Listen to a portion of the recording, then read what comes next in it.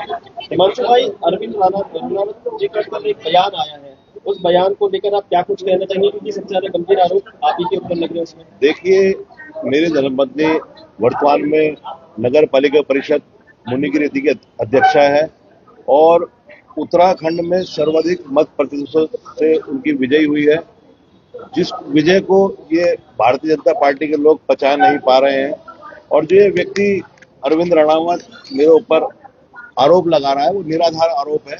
और मैं प्रश्न उससे ही करना चाहता हूं जो ये आरोप लगा रहा है, क्या आबकारी अधिनियम, आबकारी विभाग आपको परमिशन देता है 1500 पेटी शराब की बिक्री करने की? वो जितना मेरी जानकारी में है वो एक रिटेल दुकान है और रिटेल जो है थोक व्यवसाय तो उसका है नहीं। थोक की दुकान जब रिटेल की दुकान है तो उसको 1500 पेटी सरकार की नाक के नीचे, पुलिस की नाक के नीचे, आबकारी विभाग की नाक के नीचे, शासन की नाक के नीचे, प्रशासन की नाक के, कैसे 1500 पेटी वहां से चलेगी? और क्या उसको 1500 पेटियां बिक्री करने का अधिकार है? या आरोप को मैं सिरे से खारिज करता हूं। मेरे द्वारा कोई भी शराब नहीं उससे खरीदी गई है। हाँ, ये मैं मानता हूं कि हमारे किसी समर्थक ने अगर एक आधी पेटी कोई ली हो तो उसकी मैं वो नहीं कहता कि भाई एक पेटी तो मैं समझता हूं कि सरकार भी छूट देती है। 9 लीटर शराब शायद सरकार के मानकों में। अगर मेरे किसी समर्थक ने, मेरे किसी साथी ने अगर एक आधी शराब ली होगी तो पैसे दे के ली होगी। बाकी ये हमारी एकता को भंग करने के लिए, हमारी छवि को धूमिल करने के लिए, हमारे बढ़ते हुए कद को ये लोग घबरा गए हैं, बौखला गए हैं। और मैं कहना चाहता हूं कि अरविंद रणावत जो बयान दे रहा है, इसके कंधे में कोई और बंदूक रख के चला रहा है। मैं समझता हूं समय आने पर उसका भी पटाक्षेप किया जाएगा। और दूसरी बात वो करेंगे, चुनाव को जीता बदल गए क्योंकि पैसे देने हैं इसलिए उन लोगों को। तो भाई मेरी रिपोर्ट, अगर मेरे उसके पैसे देने हैं तो न्यायालय की शरण में जाए, पुलिस में मेरी रिपोर्ट कराए।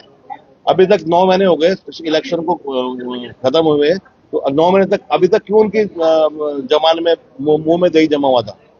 कल हमारी समिति का गठन हुआ, जिसकी हत्या हुई उसको 10 लाख रुपए 10 लाख रुपए दिए तो उसने कोई एहसान नहीं किया। उत्तराखंड की सबसे बड़ी मैं समझता हूँ ये शराब की दुकान है और हम लोग शुरू से प्रथम दिन से इस शराब की दुकान के विरोध में है, जिसके चलते मेरे से वो रंजिश रखता है। और आज हमारी छवि को धूमिल करने के लिए, हमारी बढ़ती हुई प्रतिष्ठा को, हमारे बढ़ते हुए कद से वो लोग बौखलाए गए और हमारी छवि को धूमिल करने के लिए हमारे पर अनर्गल आरोप लगा रहा है। और मैं एक चीज और बताना चाहता हूँ कि इसके खिलाफ मैं शीघ्र मैं उसके ऊपर मानहानि का दावा करने जा रहा हूं। मैं जल्द ही कोर्ट में जाऊंगा, न्यायालय की शरण में जाऊंगा और उसके ऊपर मानहानि का अभियोग पंजीकृत करवाऊंगा। उनका कहना ये भी था कि आप पहले कोर्ट में उनके साथ एक साथ रहे, आपने एक साथ पार्टनरशिप में काम किया है। मैं कहना चाहता हूं कि वर्ष 2013 या 12 मुझे ध्यान नहीं है, उसमें एक कंपनी बनाई थी हमने, चंद्रमौलेश्वर एसोसिएट्स।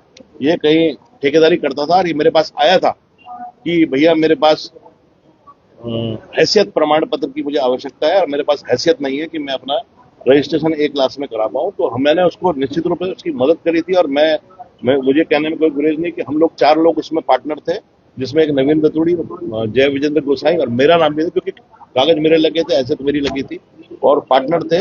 और मुझे सन ध्यान नहीं है, तो 1 आध साल शायद हम उसमें काम साझेदार रहे होंगे। 1 डेढ़ साल के बाद हम लोग वहां से मैं हट गया था। कौन किस कंपनी में इस समय साझेदार है मुझे नहीं मालूम। इसके अलावा फिर अब हिमांशु भाई क्या है, ठेके को लेकर लगातार आप लोग, मैं बता दूं, उस व्यक्ति के खिलाफ 2 अभियोग पंजीकृत है, जो कि हमारे स्थानीय प्रमुख व्यवसायी समाज सेवी सतेज सिंह राणा जी के नाम से सभी भलीभांति परिचित हैं। उनके साथ भी इसने ठगी की है। लगभग 4 से 5 करोड़ रुपए का आरोप उन्होंने भी लगाया है और एसएसपी कार्यालय में उसकी उन्होंने रिपोर्ट दर्ज कराई है। दूसरा एक कोई अभिनव जिंदल है, जिसने भी उसके ऊपर 5 करोड़ रुपए की ठगी का आरोप लगाया था। वो मामला भी सतेज सिंह राणा जी ने मध्यस्थता करके, जिसकी जेल जाने की नौबत आ गई, तो सतेज सिंह राणा जी ने मध्यस्थता करके वो सुलझाया था।